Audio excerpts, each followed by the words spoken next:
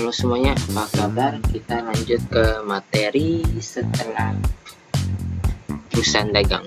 Jadi setelah akuntansi untuk perusahaan dagang, itu kita lanjut ke materi jurnal khusus. Nah, sebenarnya kalau di materi saya itu saya tidak membahas jurnal khusus secara rinci ya, sebagai hanya pengantar saja. Ya, sebagai hanya pengantar saja. Jadi mungkin ya satu pertemuan saja atau setengah pertemuan saya bahas terkait dengan jurnal khusus, karena saya merasa untuk jurnal khusus ini secara praktiknya sudah jarang digunakan, karena pada dasarnya untuk kegiatan proses pencatatan secara akuntansi sudah dilakukan secara komputerisasi ya. Nah, ini materi jurnal khusus ini saya menggunakan materi dari prodi manajemen, dari materinya Bapak Thomas ya. Jadi saya menggunakan materi dia. Kalau di materi saya tidak saya berikan materinya, mungkin hanya secara intermezzo saja penyampaian terkait dengan jurnal khusus. Nah, kebetulan saya juga ada mengajar di prodi manajemen, di mana ada materi yang terkait dengan jurnal khusus ini ya. Jadi saya sesuaikan saja. Nah, sedangkan untuk yang prodi akuntansi secara materi tidak saya berikan ya terkait dengan jurnal khusus ya, tetapi sebagai untuk tambahan wawasan intermezzo atau penambahan wawasan juga boleh kita pelajari hal ini. Jadi sebenarnya kalau prodi akuntansi, setelah akuntansi untuk perusahaan dagang, kita lanjut ke persediaan barang dagang. Nah, pencatatan atas persediaan barang dagang dan juga pengawasan terkait dengan persediaan barang dagang, metode pencatatannya akan kita bahas di materi bab persediaan barang dagang. Tetapi materi terkait dengan persediaan lumayan banyak, sedangkan pertemuan kita untuk semester ini tinggal 1 minggu ini ya, saya rasa tidak saya sampaikan, tidak saya jelaskan secara video lagi ya. Jadi saya hanya memberikan materi saja. Nah, untuk materi-materi pembahasannya mungkin akan kita lanjut ke semester kedua, yaitu di pengantar akuntansi 2 ya. Tetapi ya kita pelajari di semester 1 ini, di semester 2 juga akan kita pelajari apabila materinya tidak selesai. Jadi materi bab PA1 dan PA2 sebenarnya itu lanjutan ya. Untuk PA2 ini lanjutan dari materi PA1 ini gitu. Jadi kita untuk materi terakhir di semester ini terkait dengan PA1 kita akhiri dengan materi jurnal khusus ya. Nah, sistem akuntansi dalam setiap tahapan dikerjakan dengan tangan disebut dengan sistem akuntansi manual atau akuntansi manual accounting system ya, manual accounting system. Proses yang dilalui antara lain menyusun jurnal, ini satu siklus akuntansinya, kemudian posting, siapkan neraca saldo, sampai dengan menyusun laporan keuangan, dan juga proses penutupan. Itu adalah suatu proses akuntansi, satu siklus akuntansi. Maksud terpenting dalam sistem akuntansi manual adalah jurnal khusus. Nah, di sini terkait dengan perusahaan dagang biasanya menggunakan jurnal tambahan atau jurnal yang lebih spesifik lagi yang kita sebut sebagai jurnal khusus, dan juga buku besar. Jurnal khusus itu apa? Jurnal khusus adalah jurnal dibuat untuk mencatat semua transaksi yang sejenis. Jadi semua transaksi dikelompokkan berdasarkan jenis transaksinya. Jadi jurnalnya itu dikelompokkan berdasarkan jenis transaksinya dan terjadinya secara berulang. Jadi yang rutin dan transaksi yang sejenis dikelompokkan menjadi satu jurnal khusus ya. Tujuannya itu apa? Tujuannya adalah untuk menciptakan efektivitas pencatatan atas transaksi-transaksi yang terjadi. Jadi misalnya kita mau lihat transaksi yang berkaitan dengan jenis transaksi yang A misalnya. Nah, kita tinggal lihat di jurnal khusus A gitu ya. Jadi jurnal khusus itu dikelompokkan berdasarkan jenis transaksinya dan juga transaksi-transaksi di mana transaksi-transaksi itu terjadi secara rutin dan berulang-ulang gitu. Jadi terkait dengan jurnal khusus, jenis-jenis jurnal khusus itu ada apa? Itu ada jurnal penjualan. Jurnal penjualan itu berfungsi untuk mencatat transaksi-transaksi yang terjadi atas penjualan secara kredit. Jadi jurnal-jurnal terkait dengan penjualan secara kredit akan kita catat di jurnal penjualan ini gitu. Yang pertama, Yang kedua, jurnal pembelian. Nah, jurnal pembelian ini berkaitan dengan transaksi yang terjadi akibat transaksi pembelian secara kredit. Yang tadi jurnal penjualan itu untuk transaksi penjualan secara kredit, yang kedua jurnal pembelian untuk pembelian secara kredit. Kemudian yang ketiga ada jurnal penerimaan kas. Nah, jurnal penerimaan kas ini adalah untuk mencatat transaksi-transaksi yang berkaitan dengan penerimaan kas. Sambil contoh, kita jual secara kredit ya, jual barang dagang secara kredit. Nah, kemudian kita terima pelunasan. Pada saat terima pelunasan ada kas yang bertambah, ada kas yang kita terima. Kita catat di jurnal penerimaan kas ini. Itu. Atau penjualan barang dagang secara tunai. Nah, juga bisa. Itu termasuk dengan jurnal penerimaan kas. Karena pada saat penjualan secara tunai, kita langsung terima kas. Ya, kita catat di jurnal penerimaan kas. Kebalikannya ya adalah jurnal pengeluaran kas.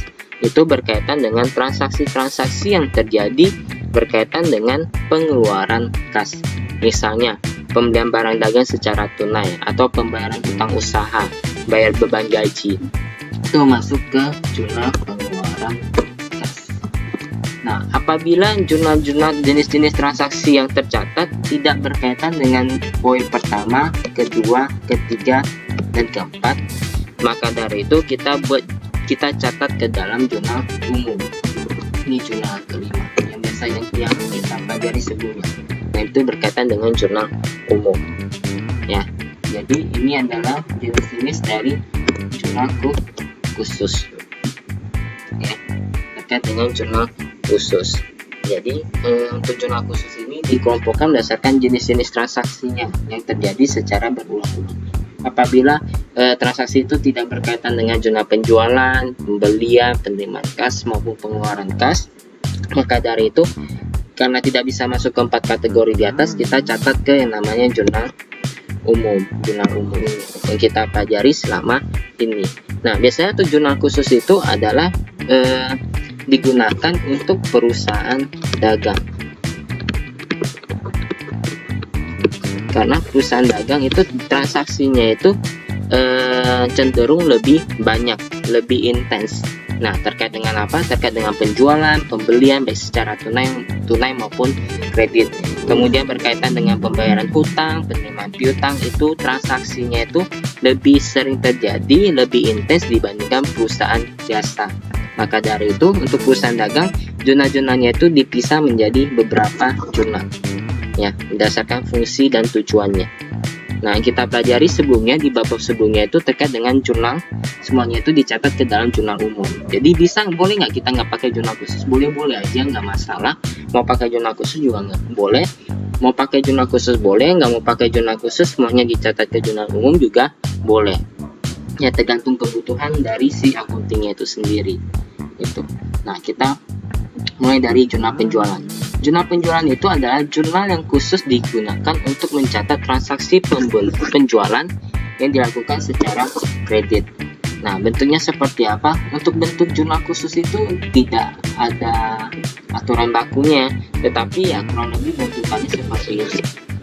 Ya, jadi mau formatnya seperti apa? Yang jelas ada debit dan kreditnya. Debitnya itu pasti piutang, kreditnya pasti penjualan. Karena ini terkait dengan penjualan secara kredit, di mana semua penjualan yang secara kredit dicatat ke jurnal penjualan. Jadi kreditnya jelas penjualan, debitnya juga jelas piutang bukan kas, karena ini penjualan secara kredit. Itu kita coba dari contoh soal tanggal 6. Tanggal 6 dijual barang dagang kepada Tuan Iskak seharga 3.500.000 secara kredit dengan termin dengan faktur nomor 15. Jadi di sini kita catat tanggal 6 Agustus. Nomor fakturnya berapa? Yaitu nomor 15. Keterangannya apa? Kita jual kepada Tuan Iskak, isi supplier kita Iskak. Terminnya berapa? Tidak ada disebutkan terminnya, kita stripkan aja. Referensi belum kita posting ya, jangan kita catat ya, masih centang aja lah ya. Anggap aja kita udah posting nantinya. Nah, kemudian debit kreditnya itu, debitnya itu pasti piutang, kreditnya pasti penjualan. Di sini nilainya berapa? 3.500.000. Tinggal diisi seperti ini. gitu. Kemudian tanggal 10 dijual barang dagang kepada Nyonya Ida seharga 13.500.000, termin 2/15 M/60, nomor faktur 16. Tanggal 10 Agustus kita isi nomor faktur yang diterbitkan berapa? Nomor 16, dijual kepada Nyonya Ida. Nah, untuk keterangan kita isi nama supplier kita ya. Ini soal bebas, mau tulis panjang lebar juga nggak masalah. Itu terminnya berapa? Tinggal diisi 2/15 M/30. 60. Kemudian debitnya itu piutang, kreditnya penjualan sebesar 13.500.000. Lanjut ke tanggal 14. Tanggal 14 dijual barang dagang kepada Tuan Anton dengan seharga 9 juta, termin M/30, faktur nomor 17. Isi nomor faktur 17. Kalau nggak ada, di stripin aja. Tergantung sesuaikan dengan informasi di soal saja. Dijual kepada Tuan Anton dengan termin M/30 seharga 9 juta.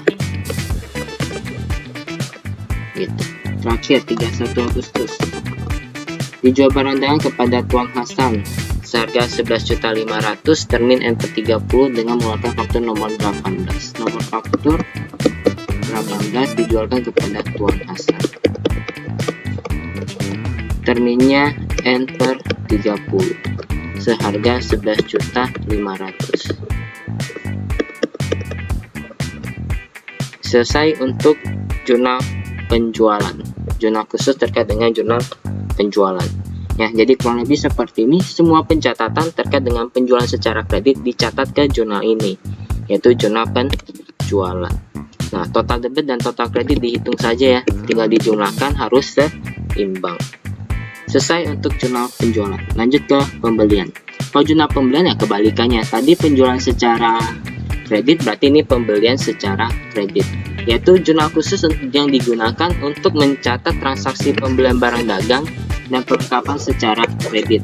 Nah, itu kalau secara teorinya, tetapi menurut saya alangkah lebih jelasnya apabila jurnal pembelian hanya untuk mencatat pembelian barang dagang secara kredit saja, sedangkan perlengkapan itu tidak dicatat di jurnal pembelian, tetapi dicatat di jurnal umum ya, agar lebih spesifik lagi terkait dengan jurnal pembelian, yaitu hanya berkaitan dengan pembelian barang dagang. Kalau saya cenderung lebih nyaman dan lebih suka mendefinisikannya seperti itu ya. Jadi semua ini bebas, mau perlengkapan mau taruh di sini juga boleh, tetapi menurut saya pembelian alangkah lebih baik, lebih khususkan lagi untuk pembelian barang dagang. Sama halnya juga penjualan ini hanya terkait dengan barang dagang kan. Nah, harusnya di pembelian juga sama, terkait dengan pembelian barang dagang saja. Kalau pembelian perlengkapan secara kredit bisa kita catat di jurnal umum gitu ya. Nah, kita mulai dari contohnya. Ini terkait dengan pembelian barang dagang secara kredit ya, dicatat di jurnal pembelian. Tanggal 3 Agustus dibeli barang dagang dari firma Indah seharga 2.100.000, termin M/30. Tinggal catat. Jadi ini bentuk dari jurnal umum, jurnal pembelian. Jadi di sini ada debitnya, ada pembelian, perlengkapan toko dan lain-lain. Kalau saya nggak suka seperti ini. Nah, saya coret perlengkapan toko dan lain-lainnya, itu akan saya pindahkan ke jurnal umum kalau berkaitan dengan pembelian perlengkapan dan juga lainnya yang secara kredit. Nah, akan saya taruh di jurnal umum agar pembelian itu lebih spesifik, lebih khusus ditunjukkan untuk pembelian barang dagang gitu. Jadi debitnya itu ada pembelian, kreditnya itu ada hutang dagang ya. Udah pasti kalau kita beli barang secara kredit pasti muncul hutang ya, hutang usaha atau hutang dagang. Kalau kita beli barang dagang ya debitnya pasti pembelian. Tadi tanggal berapa? Tanggal 3 Agustus dibeli dari firma Indah, tulis firma Indah, terminnya berapa? N/30. Pembelian pada hutang dagang, debitnya pembelian 2.100.000, hutang dagang 2.100.000. Selesai. Yang kedua 11 Agustus beli barang dagangan dari PT Maju seharga 600.000 dan perlengkapan sebesar 1 juta, termin M/30. Nah, kalau saya akan mencatat pembeliannya itu hanya terkait dengan pembelian barang dagangnya saja. Ini akan saya catat di jurnal umum. Ya, kalau mau digabungin ya berarti di sini pembeliannya catat 600.000, perlengkapan catat 1 juta, total hutangnya itu 1.600.000.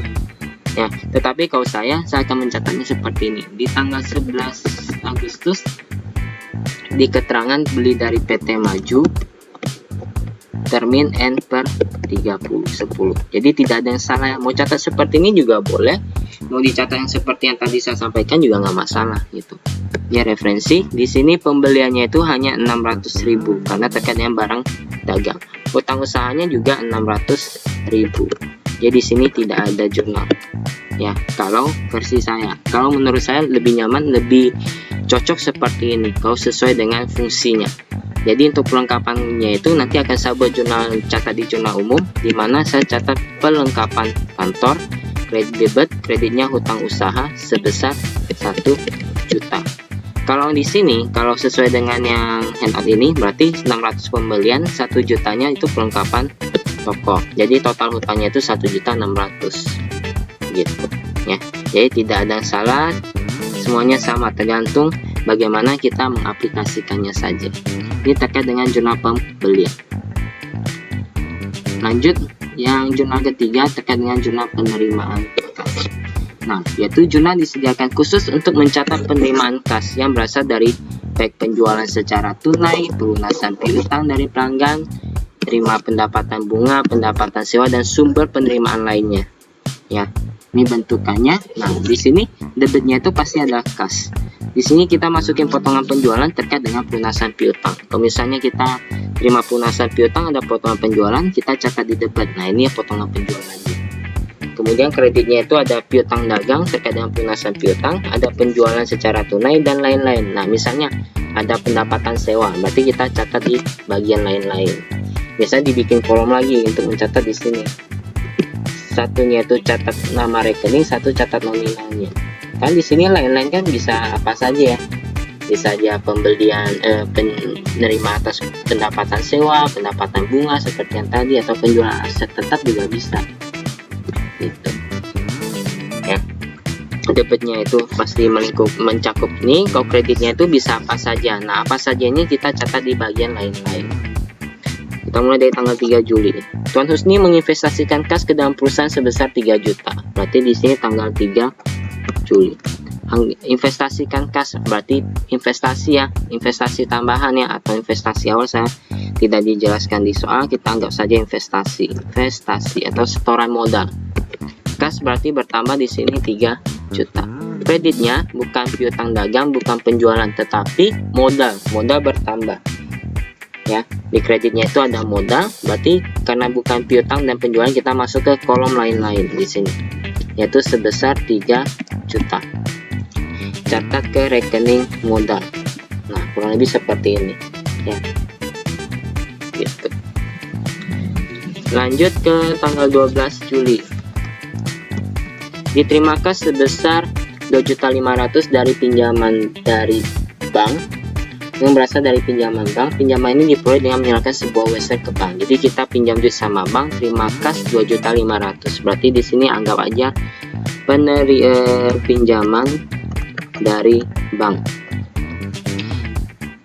Referensinya kas yang diterima 2.500.000.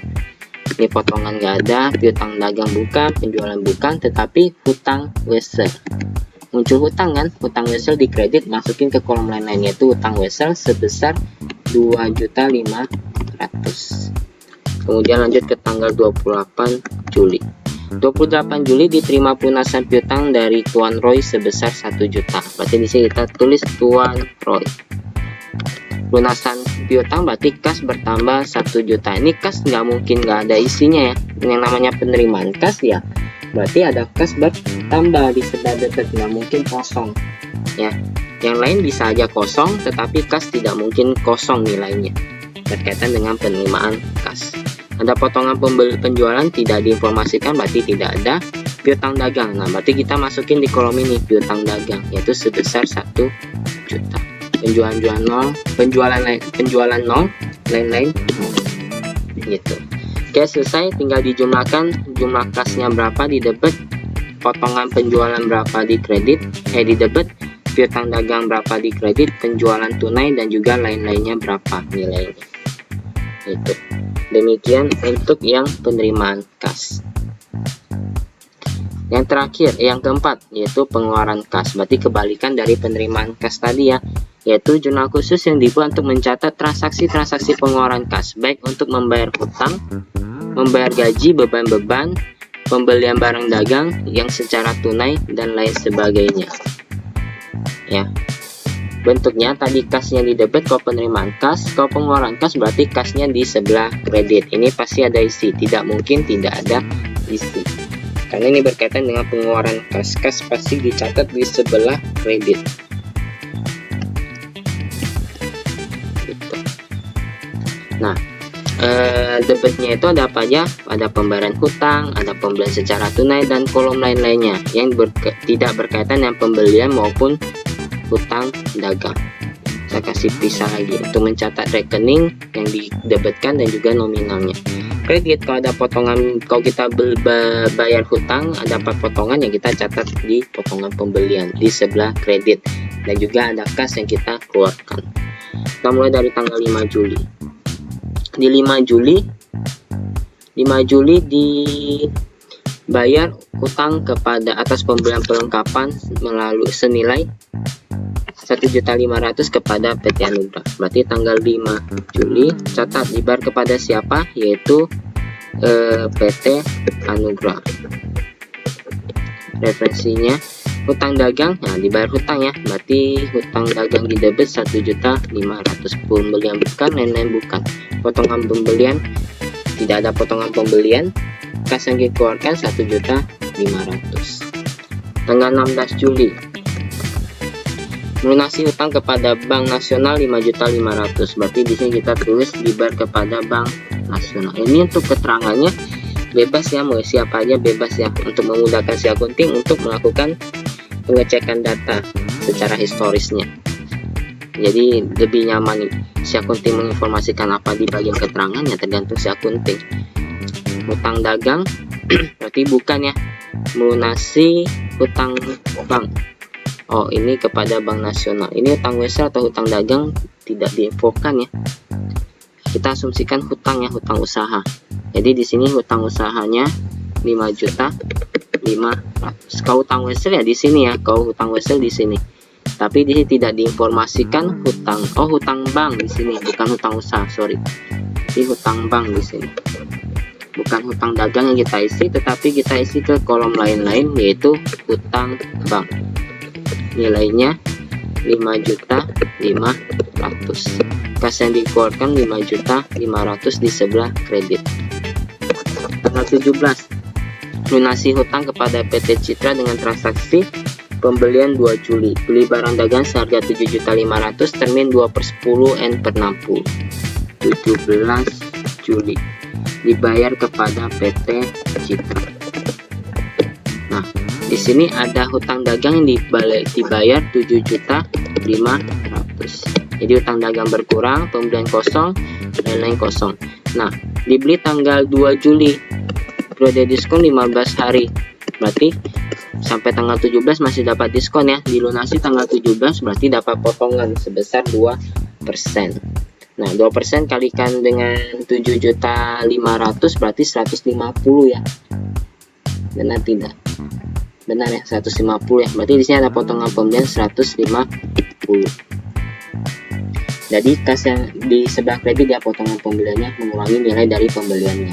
Jadi kas yang dikeluarkan bukan 7.500.000 melainkan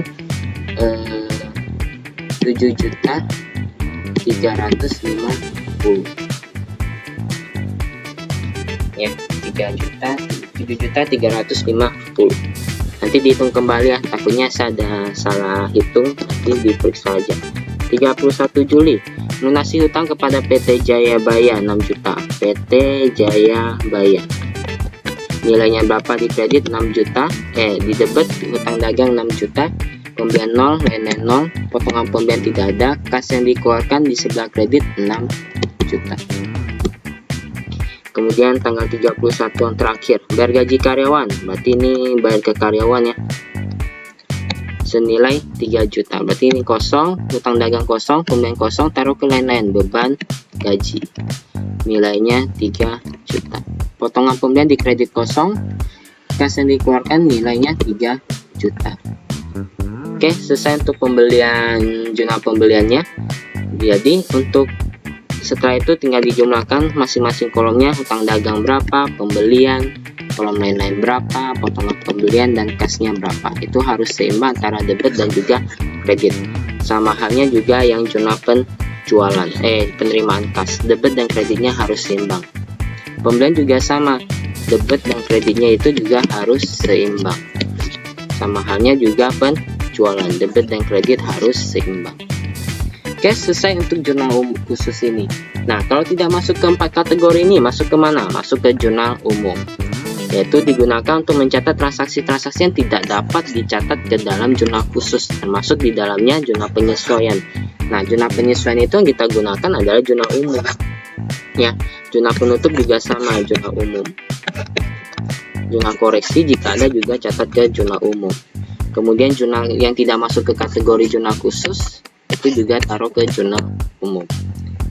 Bentuknya seperti apa? Seperti yang kita pelajari biasanya ini gitu. Nah, kita mulai dari 1 Juli. Tuan Arman menginvestasikan kas ke dalam perusahaan 1.500.000. Masuk ke jurnal umum? Tidak.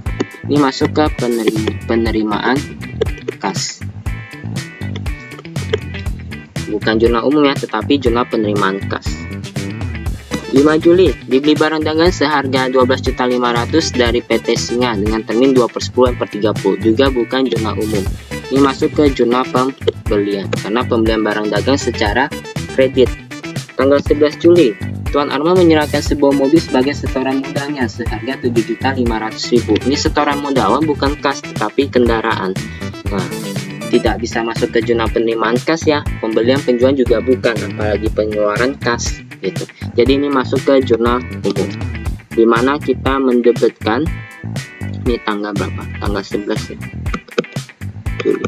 Di sini kita mendebitkan adanya kendaraan, kreditnya modal. Kita strip aja, nilainya berapa ya, sebesar nilai yang disetorkan 7.500.000.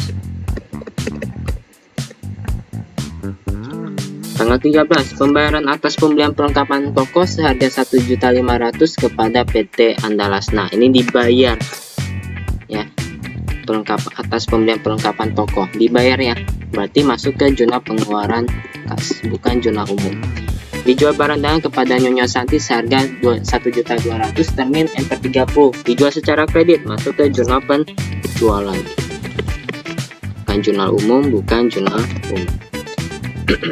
Tanggal 16 Juli, dikembalikan sebagian barang yang dibeli dari PT Singa seharga 3.500.000 karena tidak sesuai pesanan. Penerimaan kas bukan, pengeluaran kas bukan, karena ini retur mengurangi hutang ya. Jurnal penjualan juga bukan penjualan barang dagangan secara kredit, pembelian juga bukan. Jadi ini adalah masuk ke jurnal umum.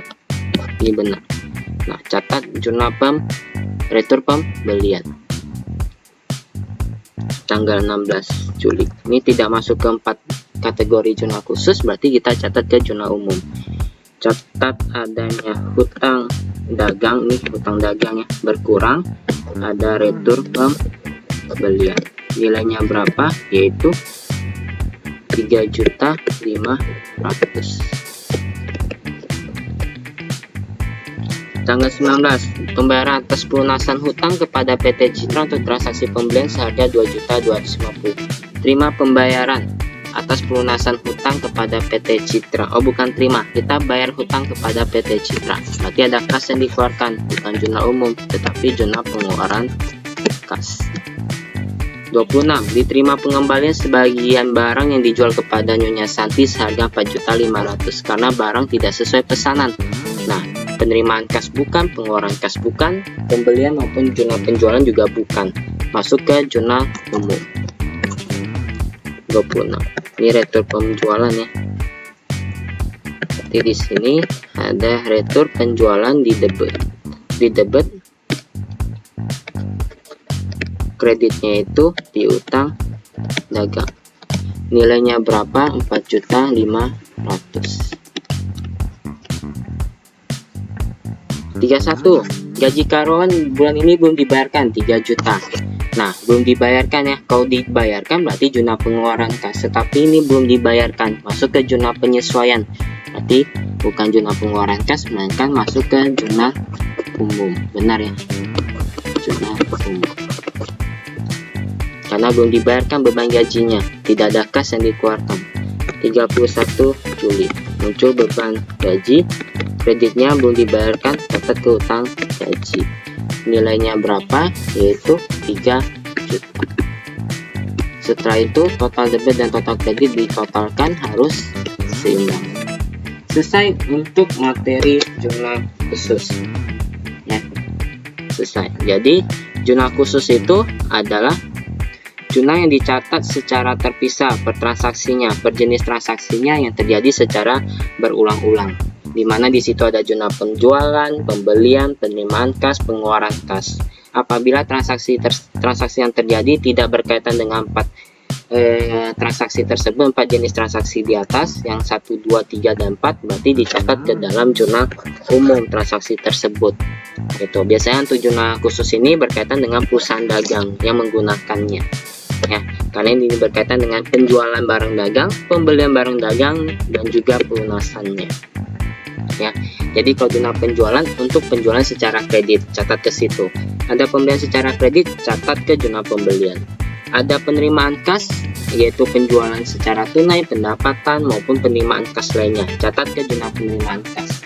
Kalau ada pengeluaran kas terkait dengan bayar gaji, bayar beban, kemudian pembelian aset, kemudian pembayaran hutang, itu semuanya catat ke jurnal pengeluaran kas yang berkaitan dengan pengeluaran kas. Tetapi kalau ada transaksi yang tidak berkaitan dengan keempat kategori di atas seperti yang saya jelaskan, masuk ke jurnal umum. Contohnya beban gaji yang belum dibayarkan, atau ada retur pembelian maupun penjualan, ada pembelian perlengkapan secara kredit, itu masuk ke jurnal umum. Pokoknya tidak berkaitan dengan penjualan secara kredit, pembelian secara kredit, penerimaan kas, dan pengeluaran kas masuk ke jurnal umum ini gitu ya. Jadi untuk materi tambahan terkait dengan jurnal khusus selesai. Kita kalau masih ada waktu, nanti kita lanjut ke akuntansi atas persediaan barang dagang. Jadi untuk materi hari ini, materi video ini terkait dengan jurnal khusus selesai ya. Sampai jumpa semuanya.